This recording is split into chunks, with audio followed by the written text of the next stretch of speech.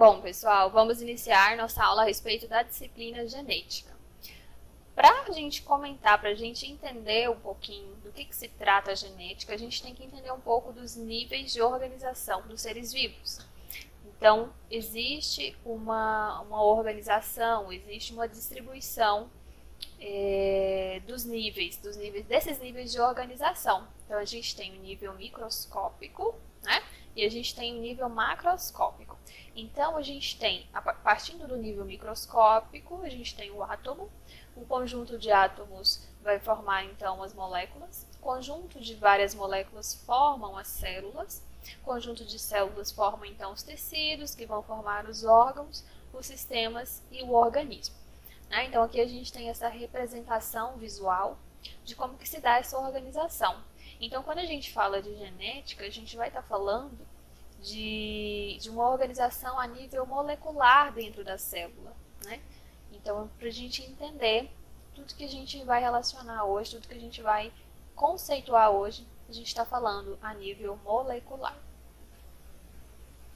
Então, analisando aqui a célula, né, que é a menor unidade funcional e estrutural de um organismo, a gente tem o núcleo. Então, lembrando aqui a composição básica de uma célula, a gente tem membrana, citoplasma e núcleo.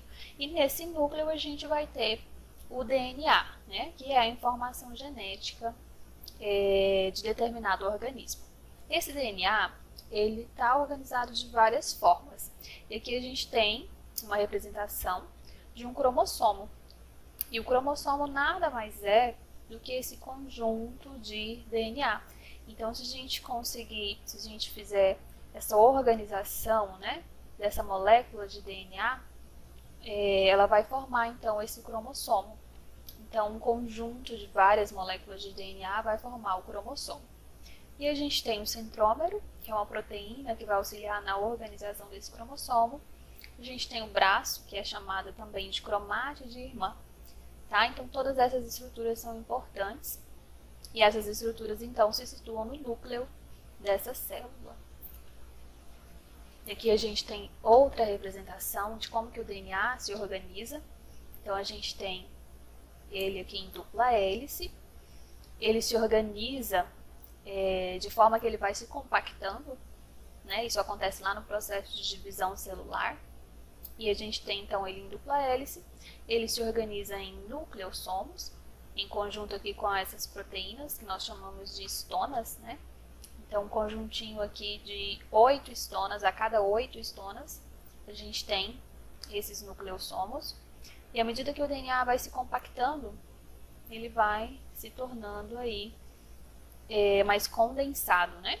Então, a gente tem aqui o nucleossomo enrolado, a cromatina descondensada e o cromossomo condensado. Então, a gente vai entender lá na frente, quando a gente visualizar o cariótipo de um indivíduo, que é o conjunto de cromossomos de um indivíduo, a gente vai ver que nada mais é do que o DNA em sua máxima compactação.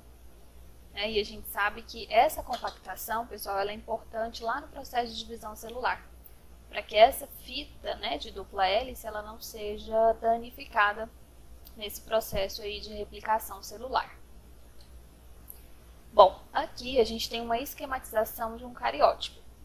O que é o cariótipo? O cariótipo nada mais é do que a representação, né, do conjunto de cromossomos de um indivíduo. Então, cada célula do nosso organismo, esse aqui é um cariótipo humano de um indivíduo masculino. Já já eu explico por que é masculino. Mas esse cariótipo é uma representação, então, desses cromossomos. Então, a gente vê que nós temos os pares, né? Nós temos de 1 a 23, né? Então, nós temos o parzinho de cromossomo 1, 2, 3 e assim sucessivamente. Então, esse aqui é o caso da espécie humana. Então, na espécie humana, nós temos 23 pares de cromossomos, tá? Esse último aqui é o que a gente chama de cromossomo sexual. Nesse caso, é XY. Tá? Então, XY é o que vai identificar o indivíduo do sexo masculino. E no outro exemplo, da mesma forma, cariótipo. Só que nesse caso, nós temos, então, 2 cromossomos do tipo X. Então, X, X. Aqui nós não temos a representação do outro X, mas não tem problema. Esse cariótipo ele pode ser representado de diversas formas, mas nesse caso é um indivíduo do sexo feminino, tá?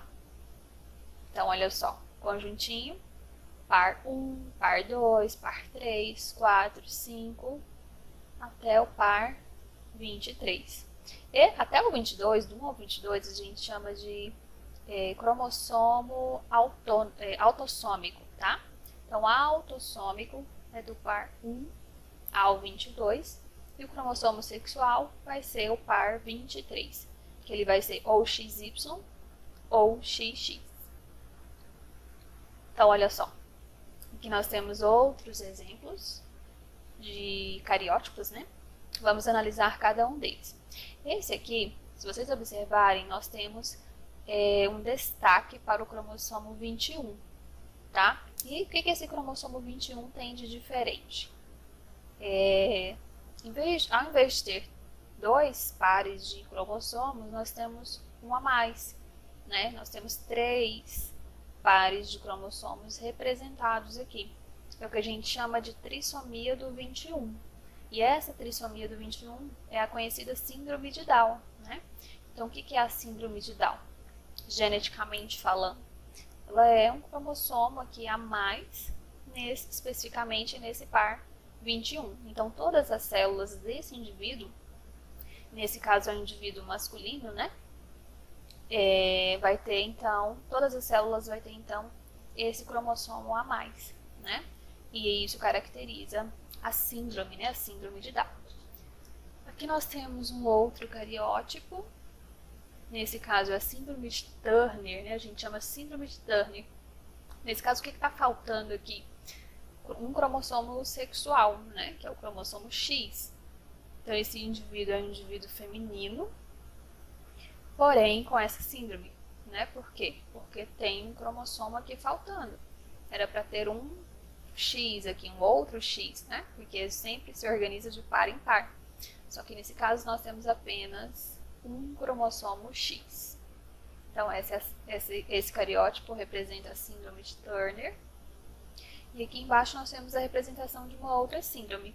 O que estaria de diferente, né? O que estaria de errado aqui nesse cariótipo? Se a gente observar, olha só, esse indivíduo aqui no cromossomo sexual tem 2 cromossomos X e um Y. O que isso indica? Indica que é um indivíduo masculino, né, que era para ser apenas XY, ele passou a ter, então, esse cromossomo a mais, né, esse X a mais. Então, isso também caracteriza uma síndrome. Nesse caso, a síndrome é chamada de Klinefelter, tá, pessoal? Aqui a gente não vai entrar em detalhes hoje a respeito das características, né, dos sintomas dessas síndromes, né? A gente vai ter uma outra aula que vai ser abordada essa questão, mas esses cromossomos, pessoal, tanto para mais quanto para menos, fazem diferença, né, no indivíduo, tá? Isso vai ser abordado mais à frente.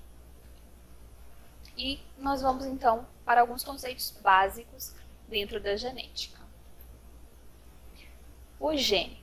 Bom, nós já vimos aonde que se localiza o DNA. Então, o DNA está lá no núcleo da célula e ele pode se organizar, uma das formas que ele se encontra dentro da célula em forma de cromossomo.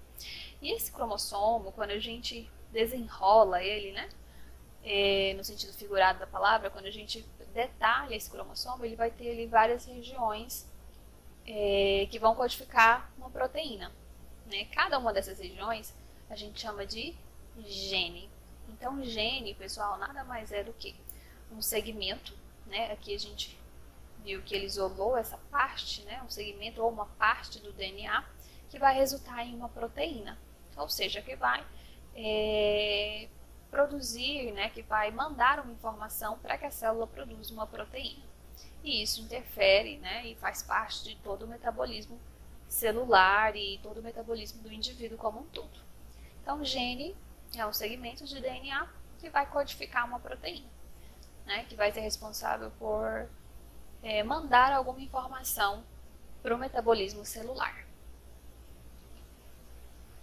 genoma. Então aqui a gente tem outra representação, né? Outro cariótipo. E olha só, esse indivíduo é um indivíduo normal ou apresenta alguma síndrome? Né? Se a gente olhar, ó, tem o parzinho 1, parzinho 2, 3, até o 22, tudo ok. E no parzinho 23? Tem 2 cromossomos sexuais? Sim, um X e um Y. Então esse é um indivíduo masculino, certo? E a definição de genoma é o quê? Genoma nada mais é do que a sequência, então, desses 23 pares de cromossomos que se encontram lá na célula, tá? Lá no núcleo da célula. E olha só, pessoal, o genoma humano ele é constituído por aproximadamente 27 mil genes. Tem alguns estudos mais recentes que já foi atualizada essa informação. Né? O pessoal está encontrando aí em torno de 20 mil, 21 mil genes no genoma humano, tá? Então, o genoma nada mais é do que essa sequência, né? Ou seja, toda essa informação genética que está no núcleo da célula, certo? Outra definição importante, pessoal, é a respeito dos locus e dos alelos. Olha só, o que é locus? Locus vem de localização, tá? Então, essas duas hastes aqui em cinza, né, que a gente vê, é a representação de um cromossomo. Lembra que, se a gente for olhar, por exemplo, no slide anterior, a gente viu essa representação, né, como se fosse uma linha, né, mais tortinha, aqui uma linha em formato de X, né, alguns têm um formato mais específico, né, mais característico de X, outros não.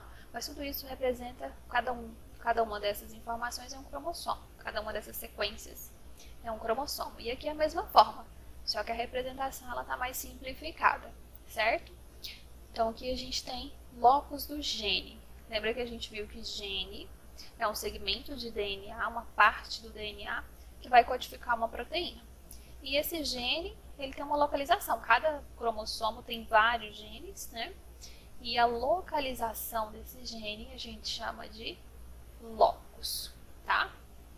E os alelos são as variações de um gene.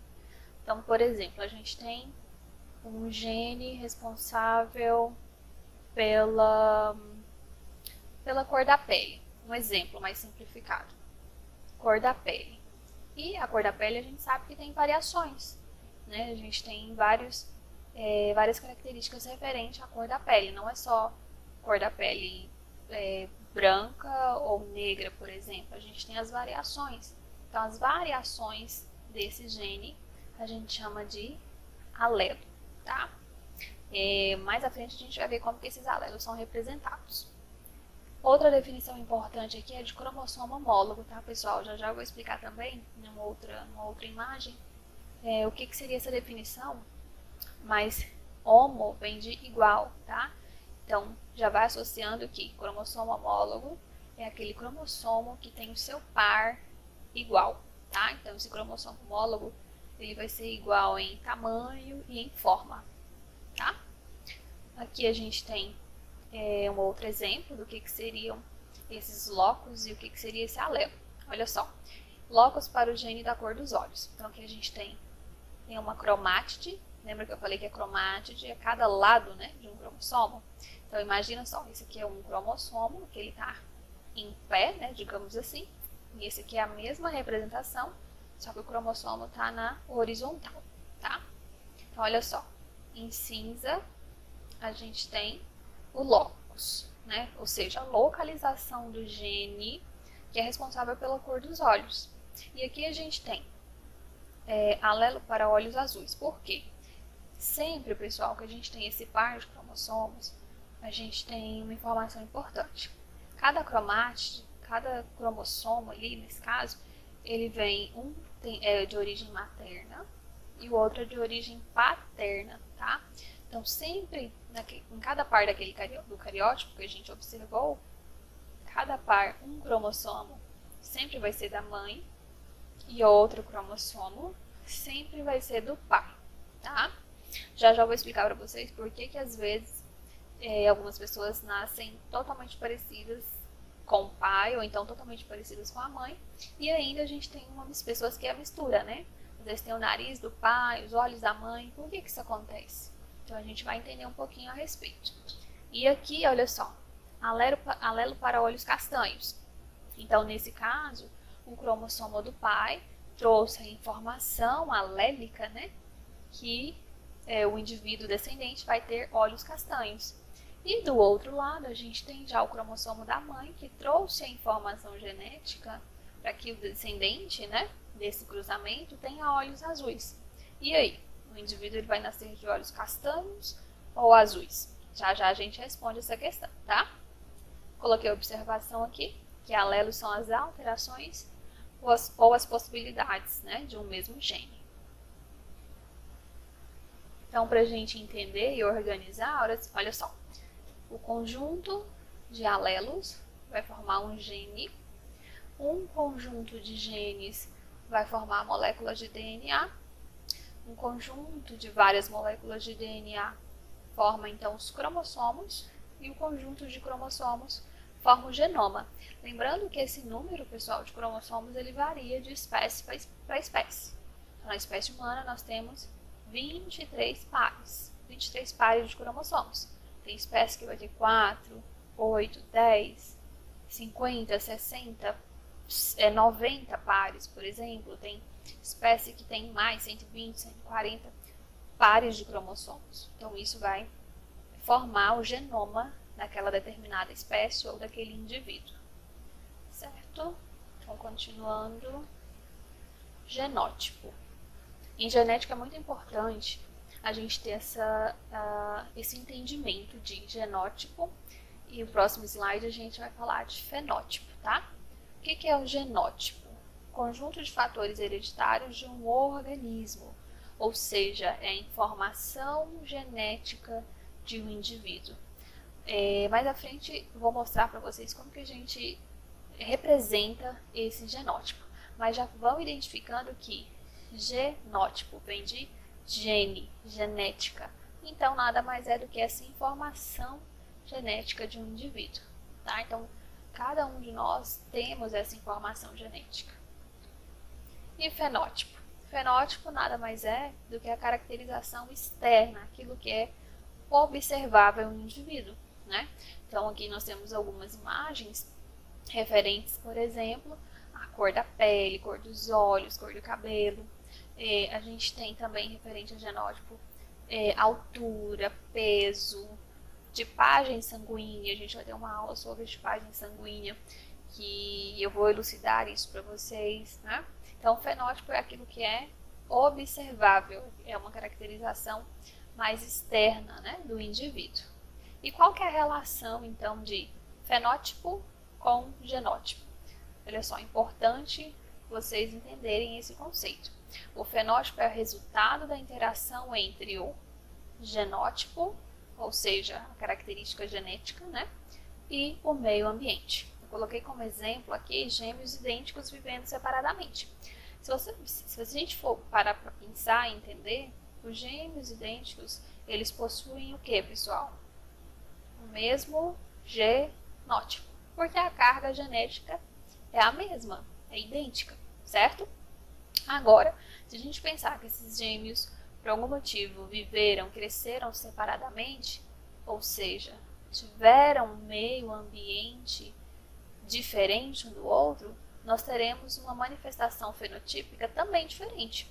Se você pensar em alimentação, um dos gêmeos tem uma alimentação mais saudável, mais equilibrada.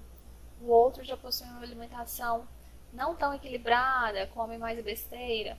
A gente vai entender que esse gêmeo que não come bem, não se alimenta bem, ele tem uma maior tendência à obesidade, por exemplo, ou ter alguma doença resultante desse mau hábito. Ou seja, está interferindo no fenótipo. Nesse caso, em relação ao peso, né? Em relação à biomassa do indivíduo. Então, isso é importante ser entendido que o fenótipo, ou seja, a caracterização externa, né, dos indivíduos, é resultado, então, dessa interação, tá? Interação entre o genótipo e o meio ambiente. Bom, Voltando então naquela definição de cromossomos homólogos, olha só. Eu trouxe então mais uma representação aqui de cariótipo. Vamos entender? Esse indivíduo é um indivíduo normal?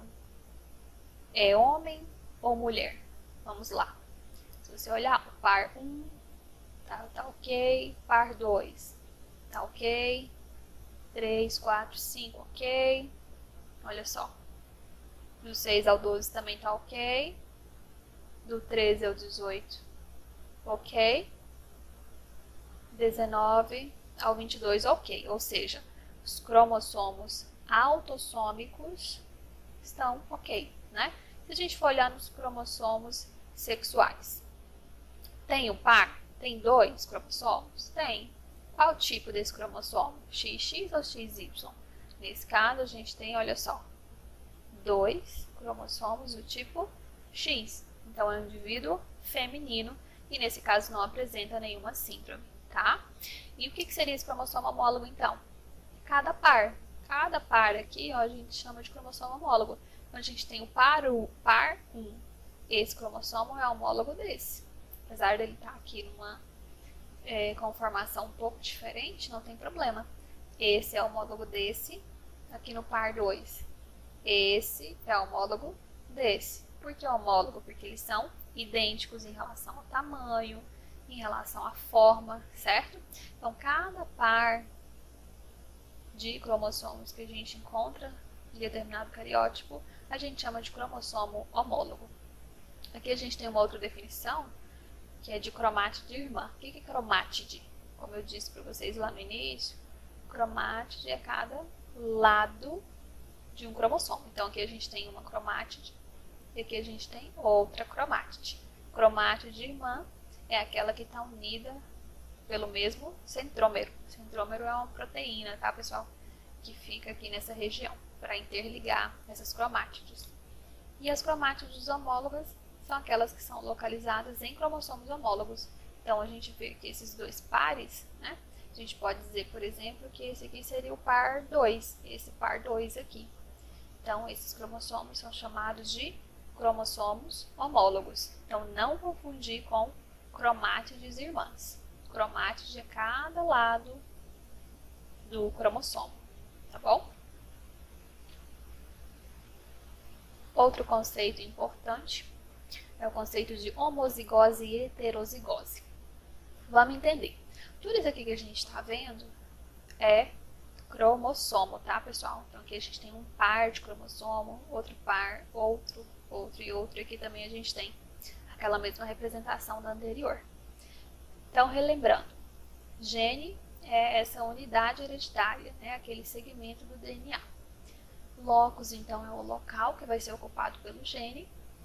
E genes alelos ou alelos vai ser, então, essa subdivisão do gene, vai ser a especificidade do gene, tá?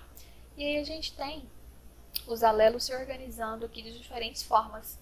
Então, a gente tem o alelo que ele vai ser homozigoto. Homo, pessoal, significa igual, tá? Então, quer dizer que o alelo homozigoto, ele vai ser sempre um alelo igual. Como que a gente representa o alelo? Através de letras. Então, nesse caso, a gente tem aqui, ó, azão, azão. Ou seja, lembra que cada cromátide, ela tem uma origem. Então, por exemplo, essa cromátide aqui do lado esquerdo, a gente pode falar que teve a origem materna. E a cromátide do lado direito, a origem paterna. Então, isso aqui, na hora lá na fecundação, né, isso se une para formar o indivíduo. Isso acontece com cada cromossomo, né, com os 23 pares de cromossomos. Então, aqui a gente tem o alelo, que a gente chama de alelo azão, e o outro alelo, que a gente também chama de alelo azão. Quando a gente tem azão, azão, ou aqui do outro lado a gente vai ter azinho, azinho, a gente chama de homozigoto. Homozigoto. Só que nesse caso aqui do azão, azão, a gente chama de homozigoto dominante. Por quê? Porque possuem os dois alelos dominantes. E aqui do lado direito a gente também chama de homozigoto. Só que nesse caso é homozigoto recessivo. Tá, pessoal? Por quê? porque é composto por alelos recessivos, tá? Então, quando falar em homozigose, quer dizer que os alelos são iguais, ou dominantes ou recessivos. Uma terceira possibilidade seria, então, a heterozigose. Isso aqui a gente vai usar bastante quando a gente estiver estudando heredogramas, tá? Então, o que é heterozigose? Hetero diferente, ou seja, nesse caso eu vou ter um alelo dominante e um alelo recessivo. Então, nesse caso, azão, azinho, tá? E aqui, voltando à questão que eu deixei para vocês pensarem um pouquinho, olha só. Esse cromossomo do pai trouxe a informação para alelo, o alelo, né, trouxe a informação para olhos castanhos, no caso do pai, e o alelo da mãe já trouxe informação para olhos azuis. Nesse caso, pessoal, a característica castanha, o fenótipo castanho, ele vai ser dominante. Então, imagina que aqui seja o azão, e nesse caso, a característica de olho azul, ela é recessiva. Então, nesse caso, seria o azinho. Então, azão, azinho. Nesse caso, o descendente vai ter o olho castanho. Por quê? Porque castanho é um alelo dominante sobre a cor azul, tá? Então, nesse caso aqui, o indivíduo vai nascer com os olhos castanhos. Isso de uma forma simplificada. Depois a gente vai ver herança quantitativa e a gente vai entender que, nesse caso da cor dos olhos, é um processo um pouquinho mais complexo. Mas, de um modo geral, para esse momento que a gente precisa entender é isso. Essa relação de dominância e recessividade e essas definições, tá? De homozigose e heterozigose. Aqui eu trouxe esse quadro para a gente entender um pouquinho, né, dessa relação de dominância e recessividade. Então, aqui a gente tem algumas características. Então, essa capacidade de enrolar a língua em forma de U é uma característica dominante. Quem não consegue, no caso, possui o alelo recessivo. Se a gente for colocar aqui para a letra A, imaginando então que esse seria azão, azão ou azão, azinho, tá? E esse aqui teria o genótipo azinho, azinho. Todo mundo aqui, ó, que se encaixa nessa caracterização de recessividade, se a gente for colocar e representar pelo alelo com a letra A, todo mundo aqui dessa coluna seria azinho, azinho. E dessa coluna seria azão, azão ou azão, azinho. Olha só outra característica. Essa disposição do couro cabeludo aqui, né? Em forma de V, que a gente chama de pico de viúva, né? Então, quem tem é uma característica dominante, quem não tem já seria uma característica recessiva. Covinhas na face, também é uma característica dominante, quem não tem é uma característica recessiva. Lobo da orelha, tem algumas pessoas que têm lobo solto, outras pessoas têm o lobo aderido, tá? Então, do lobo solto é uma característica dominante. Polegar reto é uma característica dominante, e esse que faz essa curva, né? As pessoas que conseguem fazer essa curva, já é uma característica recessiva. Queixo furado, dominante. Queixo sem furo, recessivo. Cílios longos, também é uma característica dominante. Cílios curtos, já é uma característica recessiva. Olhos amendoados, já é dominante. E olhos arredondados, né, seria uma característica recessiva. E, por último, aqui a gente tem a representação das sardas. Então, as sardas, pessoal, quem possui, é uma característica, geneticamente falando, é uma característica dominante, tá? E quem não possui, é uma característica recessiva. Bom, agora a gente fala um pouquinho sobre padrões de herança, né? Então, nós temos alguns tipos, a gente vai estudar isso ao longo do curso, tá? E as duas divisões principais são dois tipos de herança. Então, a gente tem herança monogênica, mono vem de um, né? Então, o que significa essa herança monogênica? Um único gene está envolvido aí nessa caracterização, tá? A herança oligogênica, né? Que é oligo? No caso, são poucos, né? Ou alguns genes envolvidos. E uma que a gente estuda bastante, né? Também é a herança poligênica, ou herança complexa. Poli vem de vários, ou seja, muitos genes envolvidos. Então, de uma forma resumida aqui, mais simples por enquanto, a gente tem alguns exemplos de herança monogênica, né? As pessoas que têm aquela mancha branca no cabelo, o prognatismo mandibular, aquelas pessoas que têm a mandíbula para frente, né? A gente chama de prognatismo. Ptose palpebral congênita as pessoas que têm algum defeito na pálpebra, normalmente em um dos olhos, tá, pessoal? Com a pálpebra um pouco caída, né? Então é uma característica genética e ela é uma herança monogênica e, como a gente viu aqui, também as SADAs. Voltando ao quadro anterior, todas essas características que nós falamos aqui são heranças o quê? Monogênicas, ou seja, um único gene é responsável ou pela presença ou pela ausência de determinada característica. E aqui do outro lado nós temos a herança poli. Então, poli indicando vários genes. O que seria essa herança poligênica? Inteligência. Quero deixar uma ressalva aqui para essa questão da inteligência, pessoal, que isso ainda não é conclusivo, né? Ainda está em estudo. A gente tem alguns artigos, né? Algumas pesquisas aí relacionando alguns genes que podem ter alguma interferência na inteligência, tá?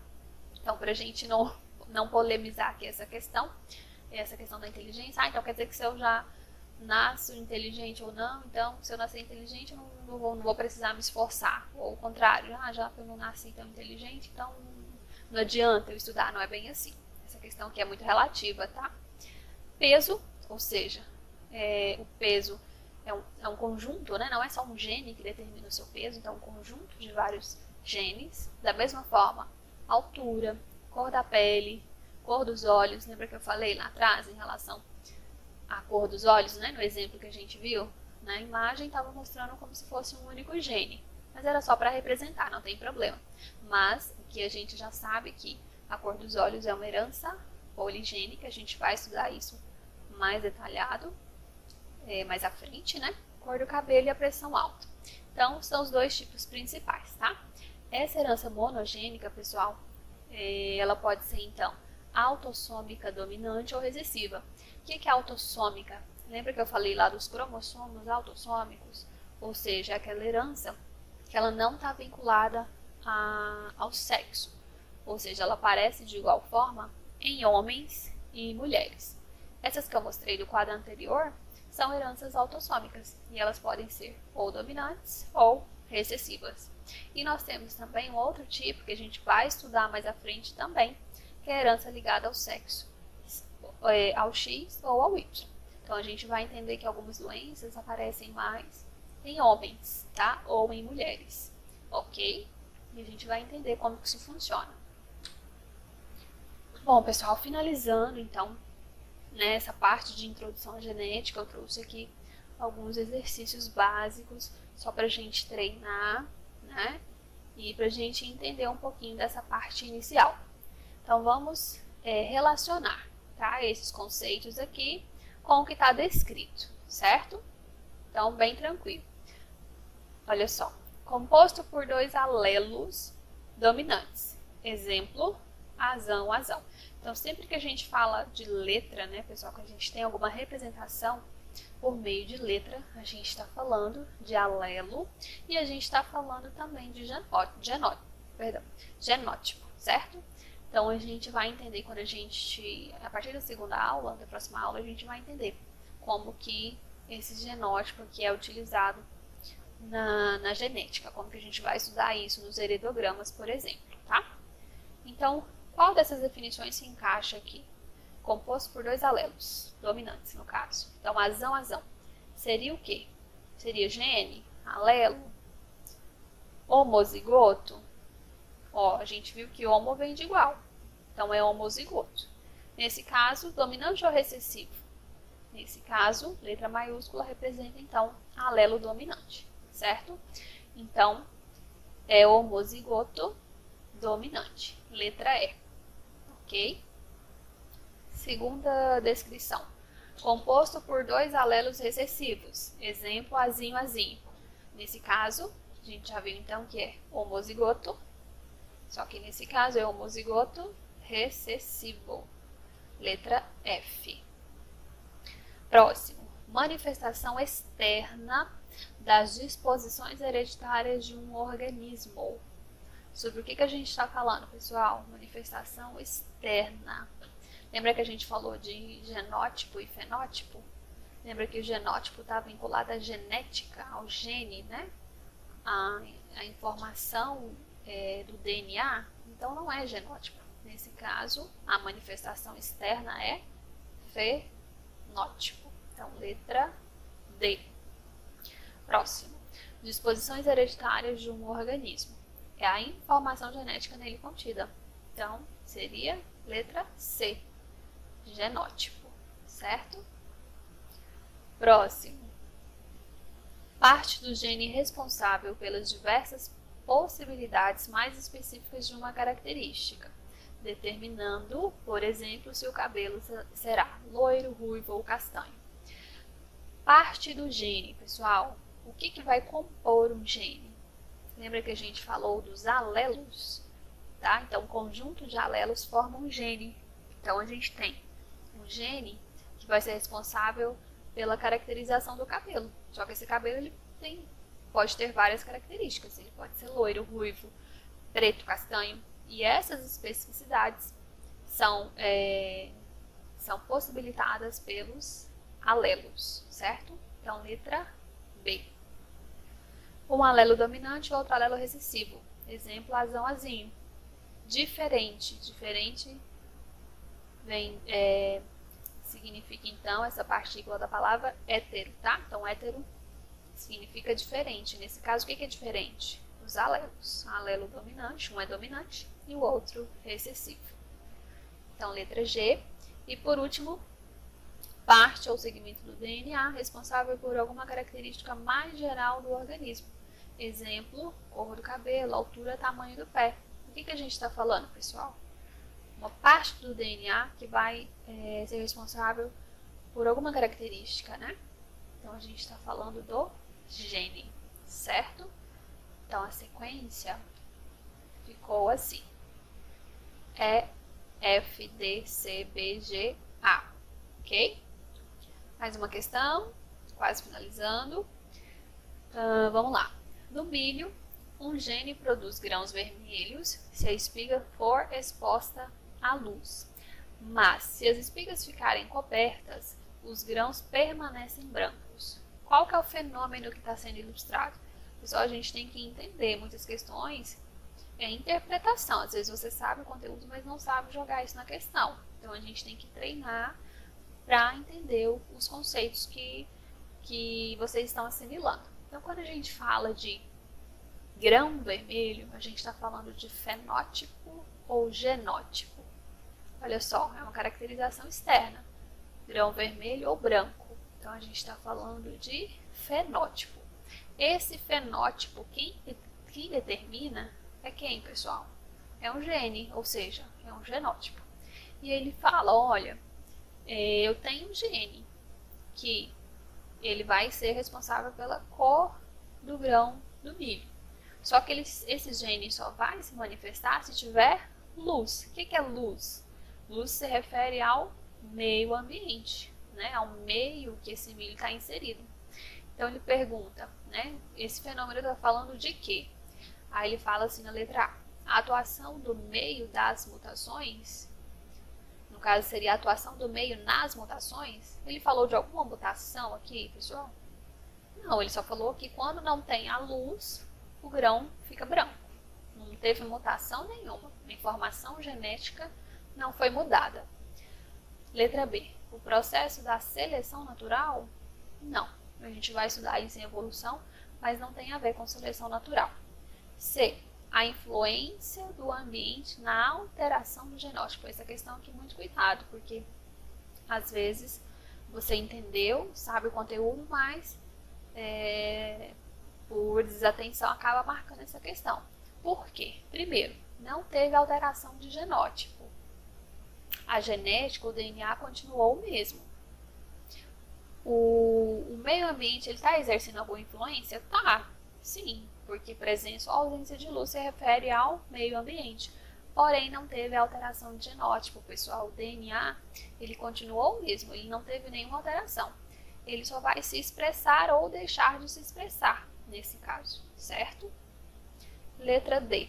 A interação do genótipo com o meio ambiente. Certo, houve uma interação, há uma interação, nesse caso, com o fator luz. Se tem luz, o gene, que é o genótipo, já está lá, ele vai induzir essa produção de pigmento aqui. Então o grão vai ficar vermelho.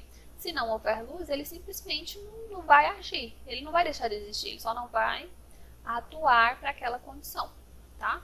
Então houve a interação do genótipo com quem? Com o meio ambiente, ok? E para finalizar, então gabarito letra D. Para finalizar, uma questão do CESP, ou SEBRASP no caso, né? Aqui ele faz uma contextualização, pessoal, em relação à utilização da genética na medicina legal, né? Ou na criminalística de forma geral. Então, ele faz uma descrição aqui, um contexto, tá? E aí ele pergunta, na espécie humana, o sexo heterogamético é o masculino, ou seja, o homem produz 2 tipos de espermatozoides que irão determinar o sexo cromossômico do indivíduo. Lembra que a gente viu que, geneticamente falando, cromossomicamente falando, o indivíduo feminino possui 2 cromossomos X, lá no parzinho 23. E o indivíduo masculino possui um cromossomo X e um cromossomo Y. Então, isso é o que caracteriza masculino e feminino. Quando ele fala hétero, lembra lá, a palavra, né, a partícula aqui, hétero, significa, não sei se é do grego ou do latim, mas um dos dois, significa diferente. Então, o que é diferente aqui, gente? É o tipo de espermatozoide. Então, o homem ele vai produzir o espermatozoide X e o espermatozoide Y. E aí, lá na fecundação, é o espermatozoide que determina. Se for o espermatozoide X que fecunda o óvulo, então aquele indivíduo vai ser XX, porque o óvulo é sempre X. Então, se o espermatozoide for X, fecundou, vai formar XX. Se o espermatozoide for Y, fecundando, juntando, vai ficar XY. E aí forma um indivíduo masculino. Então, é o espermatozoide que determina o sexo cromossômico do indivíduo. Então, a questão está correta. Certo? Então, hoje a gente se encerra por aqui. Bons estudos, tá, pessoal? Continuem se cuidando e até a próxima.